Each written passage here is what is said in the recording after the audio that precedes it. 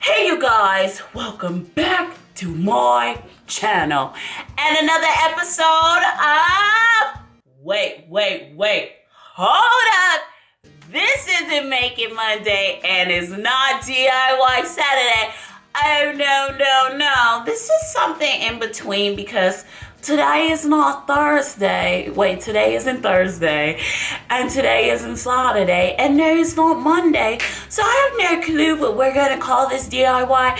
But if you have any suggestions, please leave your comments down below because I would love to hear what we should call this DIY series that we're starting on the Ohana channel, you guys.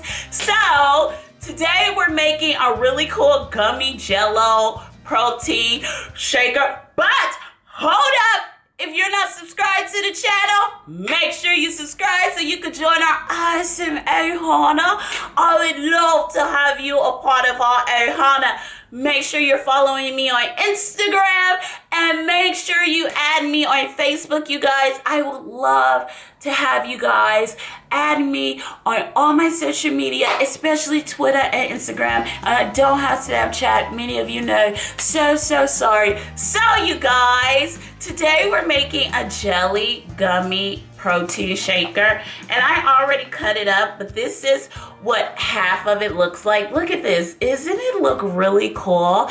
So we made a protein shaker cup, and if you don't know what a protein shaker cup is, a protein shaker cup is this cup where you put protein powder in it, a bit of water, like probably a cup where you fill up the whole cup of water. You shake it up and you drink it. And I have so many protein shakers, and I got a Christmas one that I don't have with me right now, but you guys will see it in the DIY, and it's really cute.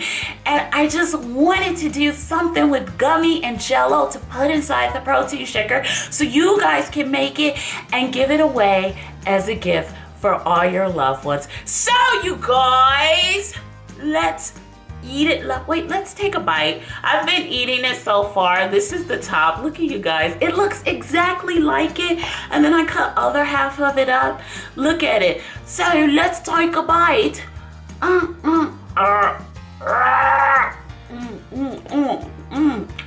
So good. Oh, so good, you guys. So, you guys.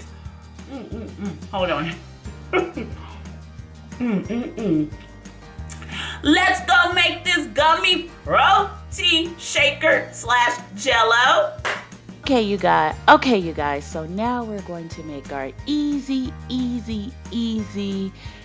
gelatin protein shaker bottle, which I hope you guys decide to make because it's really fun to make and it actually tastes really good. I was surprised. I really love the taste. So let's get into making it. You want to start off by using 11 to 12 packets of unflavored gelatin. You could use any brand you like. I used the no-name brand that I found at Winco, you guys. And it was actually pretty cheap. It was around $8. Now, the name brand version of gelatin can run you a pretty pricey, about $11 to $12. So just get the easy non-name brand version. It works just the same. And what you see me doing right now is you actually see me ripping the packets open, of course, and I had a problem with this one. And you see me pouring it into a half a cup of the measuring cup, that's a half a cup. And the reason why I like to do that for you guys is because I feel that you should be pretty precise with measurements, and I like to make sure I have the exact measurements just in case, you don't have time to count the packets and you start ripping and you're like, oh my god, I forgot how many packets I have. So that's why I like to be precise with measurements with you guys. So it was a half a cup. Now you want to start off with filling up your protein shaker with water, and you want to add it to a pot. Now I do this step twice, so pretty much I just add 2 of the protein shaker bottles, fill it up with water twice, and then add it to a cup, and then I pour it into the pot for you guys. And then once I do that, I'm going to fill this part up too. But honestly, you guys, I did this because I thought when the water evaporated, it wouldn't fill up this part, the protein shaker top, and it wouldn't fill up the protein shaker bottle. But what I've noticed, I've did this project twice, and what I've noticed is you just really need the protein shaker bottle twice, and that's enough water. So I actually use too much water. So that's just a little tip. Now we put the half a cup of gelatin into the pot, and we also used unflavored gelatin as well, and we added that to the pot. Now this is to let the gelatin bloom. So you just want to put it on the stove, add it to the pot, and you don't boil the water. You keep the water cold just to let it bloom, as I've said. And when you let it bloom, you're actually having the gelatin dissolve and thickening up the water before you turn the heat on. Now, once all the gelatin is dissolved, because you don't want any clumps and you don't want your gelatin to stick to the bottom of the pot.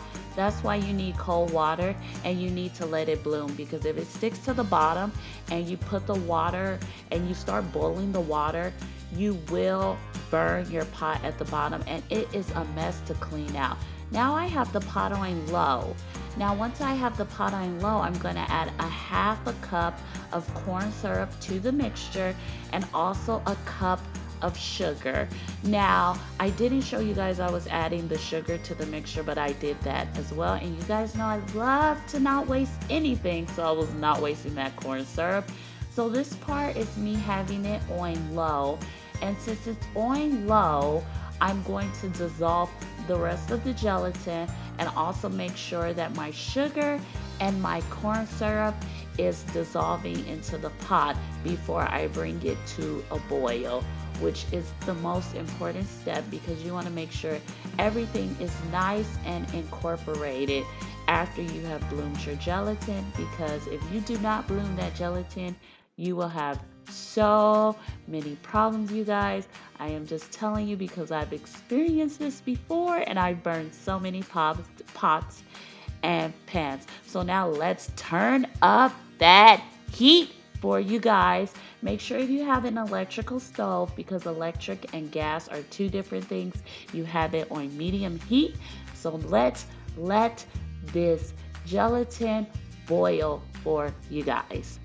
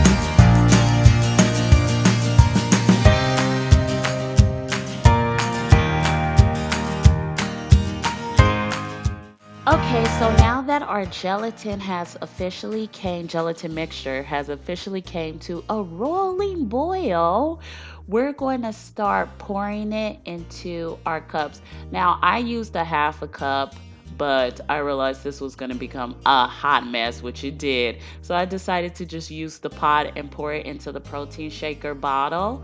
And then I used the pot and poured it into the top as well. And I kept the little top on because it has holes in it and it will leak all out. And this problem, if you pouring it into your top, it will not leak. Now you want to set it to the side and let it cool for a few minutes. And after it cools, you want to add it to the fridge. Of course, because I'm a hot mess, I spilled it, but you want them to both sit. Now, once they have set overnight, you want to start off by taking your protein shaker bottom of the top off, or the top of the top off. And this part was a mess. I was kind of upset about that part, but it would have leaked out, so I just kept it on. So I first started off with using a knife, the little butter knife, or the peanut butter knife you guys see me using. Then I used a plastic spoon and that didn't work. So I was about to use the baking spatula, but you know what worked? This chopstick. So if you guys have chopsticks just laying around like this type I have, because I like to do a lot of Asian cooking, just get you some chopsticks. They work really, really well, you guys. I'm telling you, I was so happy with these chopsticks. It came out really easy and smooth. I had a little problem at the end trying to get it out or flip it out of the top, and you guys can kind of see I kind of poked a little hole in it, but once I glided it out easily, you can barely notice the hole.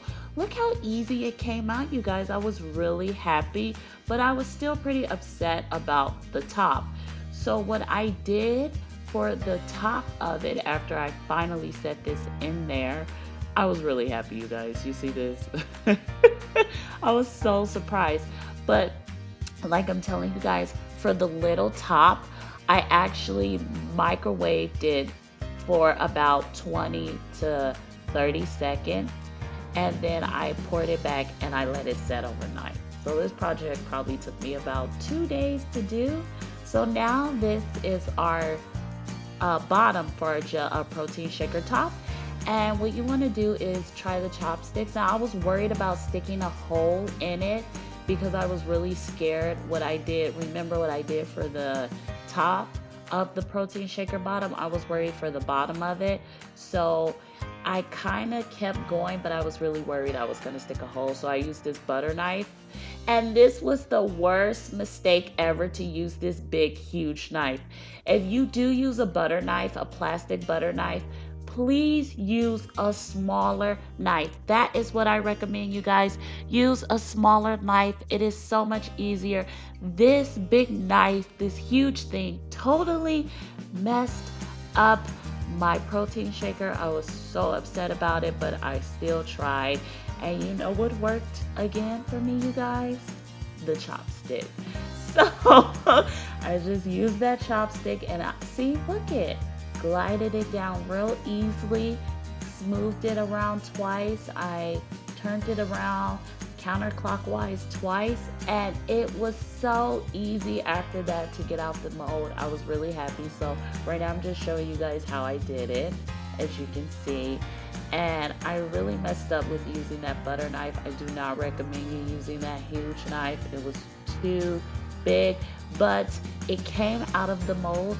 Bam! Look at it, you guys. So easy to get out the mold, but of course it had a few cosmetic issues because of that big giant knife, which I was really upset about, but the chopstick came out. And then you see the microwave, and then I let it set in the fridge overnight, and bam! It came out, you guys. Look how lovely this looks. I was so happy with the way the protein shaker bottle came out. And of course, because of the knife that I bended, I used the knife for the bottom. I had a little dent. I don't know if you guys can see it if I move my hands out the way, but see the little dent that I have? That's because of the knife. I think if I would have never did use the knife, and because I had to let it set overnight again, I would have never got that dent, but I did. So I really hope you guys enjoyed this easy Gummy Jello protein shaker. Make sure you subscribe to my channel, and I'll see you in our next DIY. Bye, you guys.